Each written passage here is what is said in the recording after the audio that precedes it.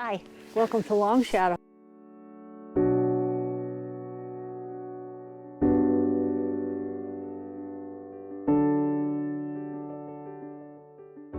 After we found the property, it was about a year before we actually moved here. We spent the time working on the design, and so we designed it based on the land, you know, the fact that the view was this direction and the trees were this way and where the driveway had to be.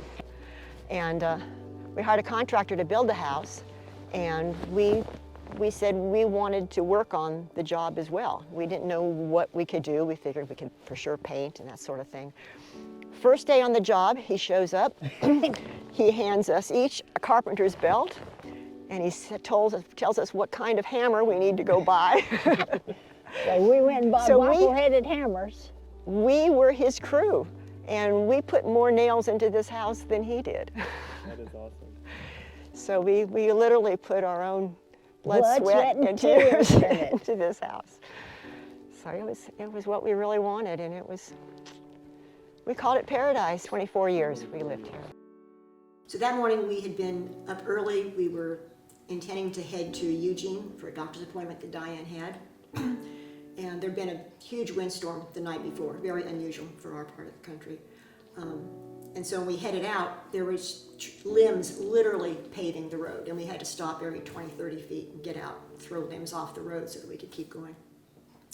And we got about half a mile from our house, heading down the road to the main highway, we encountered a huge log across the road we couldn't go past. Later we came back and measured it. It was a 22-inch diameter log.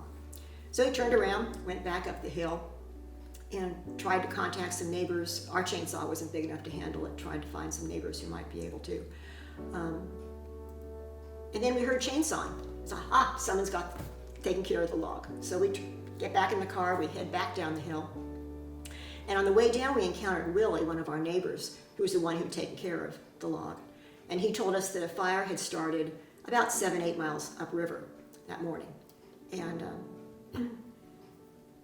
normally, if you have a fire that far away, it's not anything to worry about. They don't travel that far that fast. And so we didn't think that much about it. We had to get to Eugene. We were in a hurry, so we just kept on going. So we're still going kind of slow, stopping and throwing limbs off the road, when all of a sudden Willie comes tearing down the hill behind us, stops and says, "You got to get out now. There's a fire at the very bottom of the hill," our hill. He'd seen the smoke from higher up. Well, our dog was still up at the house. We weren't going to go off and leave our dog up there. So we turn around, we go back up the hill one more time, and we throw the stuff out of the back of the car that we were taking for recycle. We throw the dog in the car. We have a list that we've had for years of what you grab if you've only got minutes. What do you grab if you only have hours? Well, we did the minutes list, and we start grabbing things. We had a go bag that had been packed forever. We threw in there. And then we probably spent 10, 15 minutes at the house, something like that maybe. Got in the car. We went to our neighbors to warn them because we've been trying to call them and couldn't get them on the phone. So we went and warned them, and then we headed on down the hill.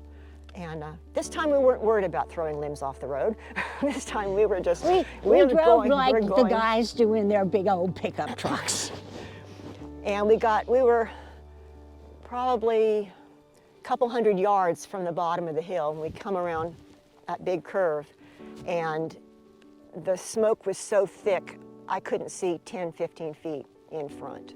And I'm just white knuckles on the steering wheel because I have no idea if there's a log down across the road, what I'm driving into. And Diane told me later that there was flames up in the tops of the trees on both sides of the road that we were driving through. We went to stay with some friends and said, "Can you take a couple of evacuees?" And visited with some various friends, headed into town. By that night, the fire had moved.